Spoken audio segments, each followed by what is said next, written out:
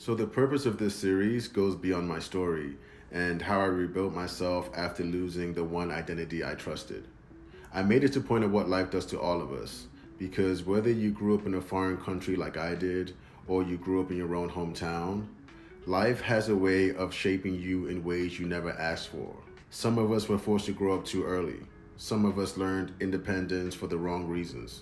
Some of us mastered survival so deeply we forgot our soft side. And some of us build identities around things that were never meant to last forever. And when those identities fall apart, when the sport ends, when the chapter closes, and when the structure disappears, you think you're breaking, but you're not breaking, you're becoming. Everything I talked about from boarding school at 7 years old, being the outsider, living out of suitcases, the pressure of living and performing as a pro athlete overseas, retirement, music, fit makes sense, it makes sense. All of it was life stripping away the versions of me that were built from fear, survival, and expectation so that the version built from truth could finally show up. I discovered that you don't go back to who you were before the pain. You go forward into who the pain was shaping you to become. So my story isn't special because of what I survived. It's special because of what the survival revealed. It showed me that your identity is allowed to evolve, that your purpose is allowed to shift, your softness is allowed to return, your past doesn't disqualify your future, and nothing in your story was wasted, not one chapter.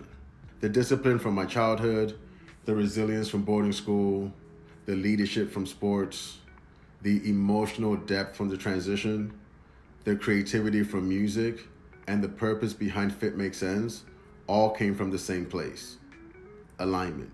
I realized life wasn't taking things from me, it was putting me back together.